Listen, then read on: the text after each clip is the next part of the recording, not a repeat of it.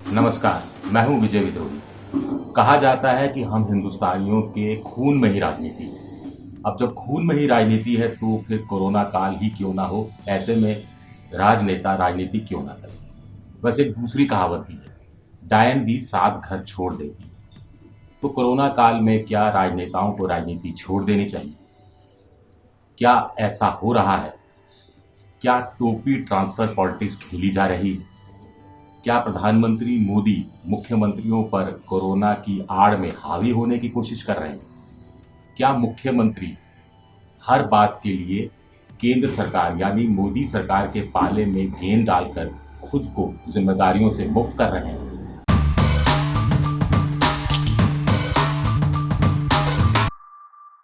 एक फिल्म देखी थी, उसमें एक डायलॉग था, या शेख अपनी अपनी देख। क्या ऐसा हो रहा है?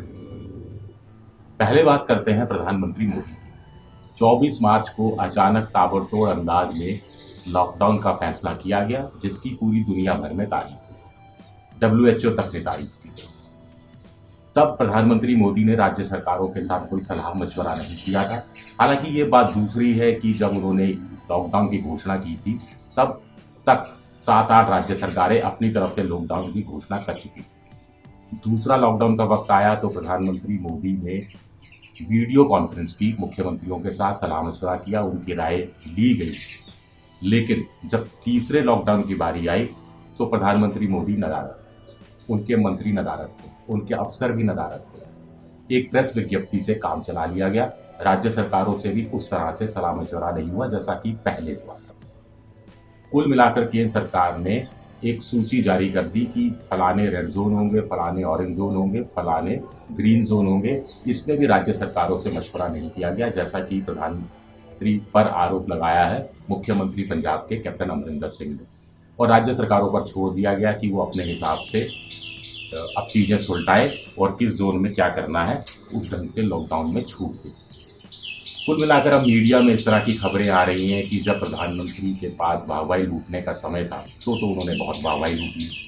टीआरपी उनकी बढ़ गई, रेटिंग बढ़ गई, 68% तक उनको नंबर मिले। जो देश दुनिया भर के कोरोना के खिलाफ लड़ रहे थे उसमें प्रधानमंत्री अव्वल दर्जे पर रहे। लेकिन जब जोखिम भरे फैसला लेने का यानी लॉकडाउन को पूरी तरह से करीब पूरी तरह से खोल देने की बात आई तो राज्य सरकारों पर छोड़ दिया। खुद वो जिम्मेदारी लेने से डर गए कि कल को कहानी बिगड़ी तो राज्य सरकारों पर आसानी से डाल दिया जाएगा। लेकिन यहाँ राज्य सरकारें भी पाक साफ नहीं है। शुरू के दौर में राज्य सरकारें भी हर चीज केंद्र सरकार पर डालती रही। उनको वैसे कोरोना से कैसे लड़े इसकी कोई गाइडलाइन भी मोटे तौर पर नहीं मिल रही थी। केंद्र ने जो गाइडलाइन तय की उस पर उन्होंने आंख बंद करके अमल करना शुरू किया और ये सोचकर कि अगर चीजें बिगड़ी तो कह दिया जाएगा कि मोदी सरकार की गाइडलाइन थी, हम क्या करें। यहाँ पॉलिटिक्स जो है या शेख अपनी अपनी देख वाली यहाँ भी हुई, टोपी ट्रांसफर पॉलिटिक्स यहाँ भी हुई। सबसे बड़ी पॉलिटिक्स पश्चिम बंगाल की मुख्यमंत्री ममता बनर्जी ने की। पहले केंद्र सरकार से सहयोग मांगा, असहयोग का उन्होंने आरोप लगाया, कहा पीपीई किट नहीं दिए जा रहे, दवाइयां नहीं दी जा रही, तमाम दूसरी सुविधाएं नहीं दी जा रही। केंद्र सरकार ने अपनी एक टीम भेजी तो टीम के साथ सहयोग नहीं किया, उसको कागज नहीं दिखाए, उसको मेडिकल ऑडिट नहीं करने दिया। हालांकि केंद्र ने ये टीम सिर्फ बंगाल में नहीं भेजी थी, केंद्र ने ये टीम राजस्थान में भी भेजी थी, महाराष्ट्र में भी भेजी थी, कुछ और राज्यों में भी भेजी थी।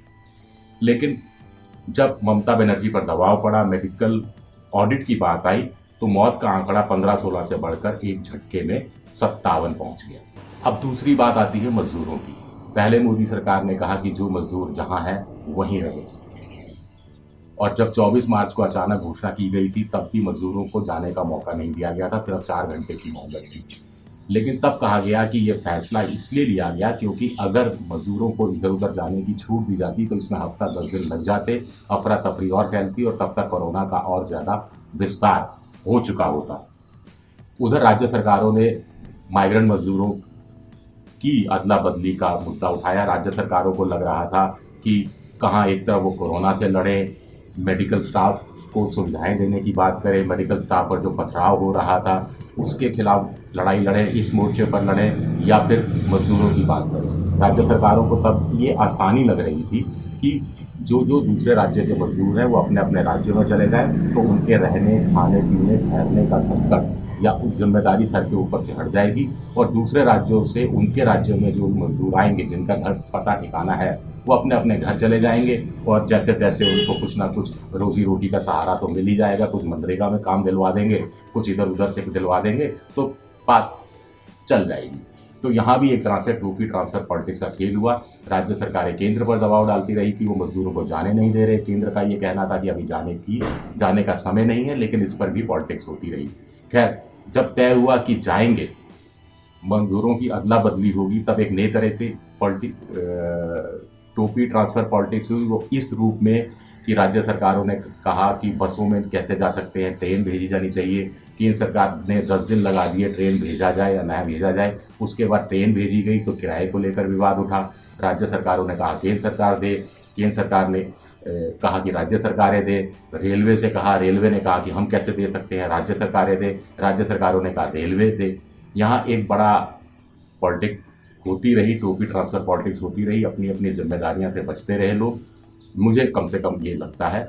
और सबसे बड़ी बात यहाँ भिवंडी का मामला आता है, जहाँ पर करीब 90 मजदूर बिहार जा रहे थे शायद वो, और ट्रेन में बैठने से इसलिए महरूम कर दिए गए क्योंकि उनके पास टिकट नहीं था। कुल मिला के शायद 700-750 रुपये का टिकट था, तो कुल मिला के शायद 63-64 हज़ार रुपये खर्च होते। अब बड़ा सवाल उठता है, क्या प्रधानमंत्री केयर से पैसा नहीं दिया जा सकता था? क्या महाराष्ट्र की सरकार अपने मुख्यमंत्री राहत कोष से ये 63-65 हज़ार नहीं दे सकती थी? क्या बिहार जहां ये मजदूर जा रहे थे वहां की सरकार ये पैसा नहीं दे सकती थी? क्या रेलवे इतना कंगाल हो चुका था कि वो 63-65 हज़ार का घाटा नहीं उठा सकता? कुल मिलाकर मुझे लगता है कि मजदूरों के मामले में कम से कम सामूहिक तौर पर केंद्र सरकार और राज्य सरकारें विफल रही हैं उनको आश्रय देने के लिए। किसी ने केरल की सरकार का भी उदाहरण फॉलो नहीं किया, जहां पर उत्तर भारत के मजदूरों को उन्होंने रोटी, दाल, सब्जी देनी शुरू कर दी थी। वहाँ मोबाइल कंपनियों से कह दिया था कि उनका जो मोबाइल है उस पर रिचार्ज 200-300 रुपये का करे और कि राज्य सरकार उसका पैसा वहन करेगी। वहाँ मेडिकल टीमें रोज मजदूरों से मिलने जाती थी, उनको आश्वासन भी देती थी और कोरोना की भयंकर बीमारी के बारे में बताती भी थी। तो ये चीज़ें दूसरी राज्य सरकारें भी अमल कर सकती थी, केंद्र सरकार भी इस पर ध्यान दे सकती थी।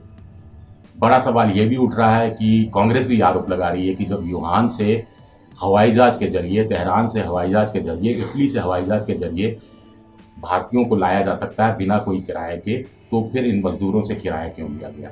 वो बात अलग थी। वो बिल्कुल ऐसे क्षेत्र से आ रहे थे जिसमें बहुत से कोरोना पॉजिटिव भी बाद में पाए गए।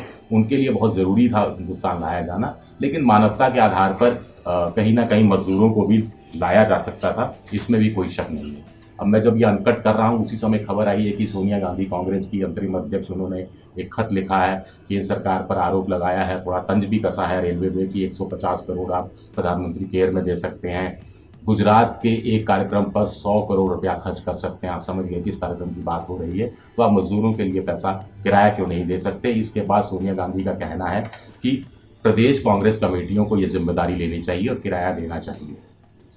अब सोनिया गांधी पहले क्या ये चीज़ भूल गई थी?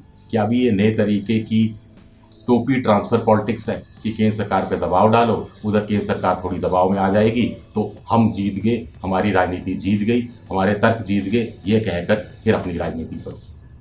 वैसे प्रदेश कांग्रेस कमेटियां कितनी कंगाल हैं ये शायद सोनिया गांधी को पता नहीं, ये भी इनको पता लगा लेना चाहिए कि कर्मचारियों की तनख्वाह तक नहीं निकल पाती है, चाय पानी के खर्चे तक नहीं निकल पाते हैं। ये भी अपनी तरह से एक हकीकत है। और ये दूसरी राजनीतिक पार्टियों का भी, जो छोटी राजनीतिक पार्टियां जो सत्ता से लंबे समय से दूर रहती हैं, उनका भी यही हाल हो जाता है।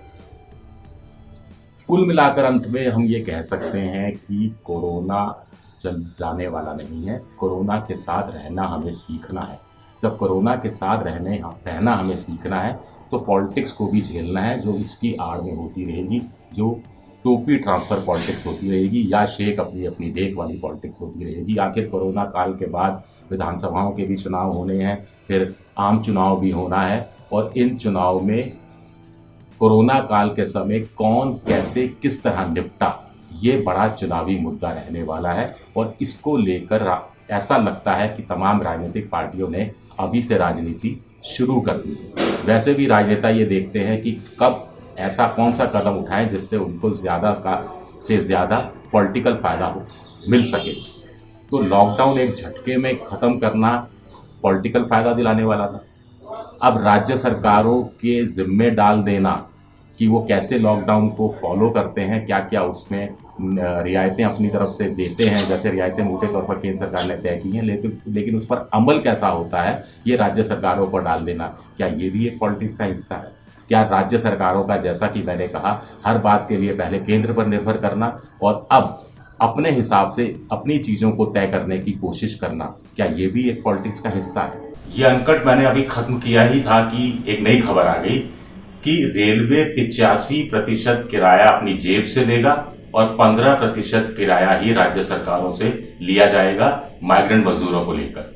अब मुझे नहीं मालूम कि सोनिया गांधी इस पर क्या जवाब देंगी, कैसे रिएक्ट करेंगी, लेकिन प्रदेश कांग्रेस कमेटियों को जरूर बड़ी राहत मिली होगी कि उन्हें ये खर्चा का जुगाड़ नहीं करना पड़ेगा। और दूसरी बात ये कि हमने जो अभी भिवंडी की बात की थी कि वो ट्रेन बिहार जा रही थी, दरअसल वो ट्रेन टाइम्स ऑफ इंडिया में छपी खबर के अनुसार गोरखपुर यूपी जा रही थी। एबीपी न्यूज आपको रखे आगे।